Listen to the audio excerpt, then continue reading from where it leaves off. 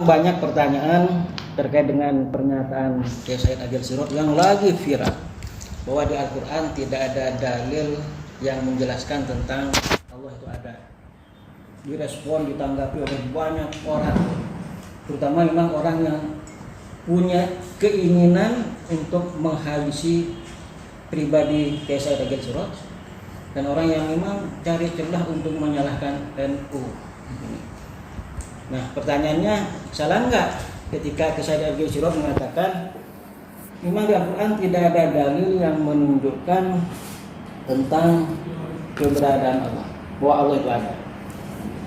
Nah, sebenarnya kalau yang mendengar dan merespon itu orang-orang yang memang belajar ilmu tauhid, ilmu kalam, ya, itu tidak akan ada masalah. Tapi sayangnya ini yang merespon para politisi, orang-orang kadrunis yang memang sengaja memelintir persoalan ini untuk menyerang baik pribadi maupun organisasi. Kalau saya jelasin ini nggak akan cukup waktu sejam, 2 jam, 3 jam, bahkan tidak cukup 1 kali, 2 kali, 3 kali pertemuan, kan ini panjang. Tapi hananya ini, Allah itu ada pasti. Tidak ada orang yang menolak tentang keberadaan Allah. Ya. Kemudian, kapan bahasa itu ada? Bahasa ini kan komunikasi antar kita. Berarti ketika manusia ada, baru ada bahasa. Bahasa sebagai alat komunikasi.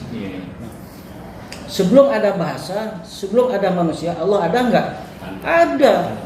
Sudah ada. Nah, berarti keberadaan Allah itu tidak membutuhkan bahasa. Keberadaan Allah itu mendahului adanya bahasa. Karena Allah itu azaliyun. Azaliyun.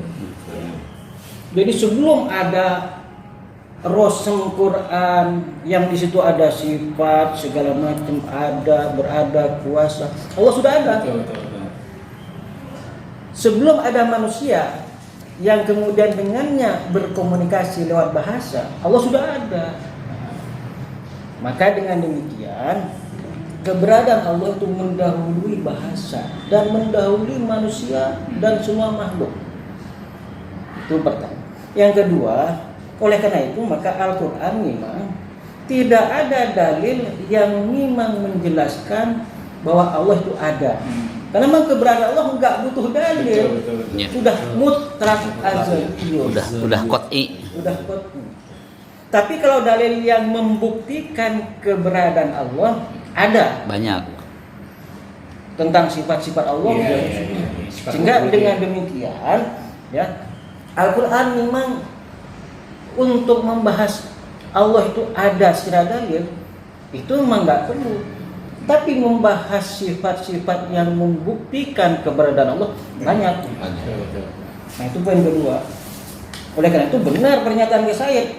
Memang dalil tentang Allah ada, yang nggak ada mah nggak perlu. Tapi yang membuktikan keberadaan Allah, sifat-sifat Allah banyak di Al-Quran.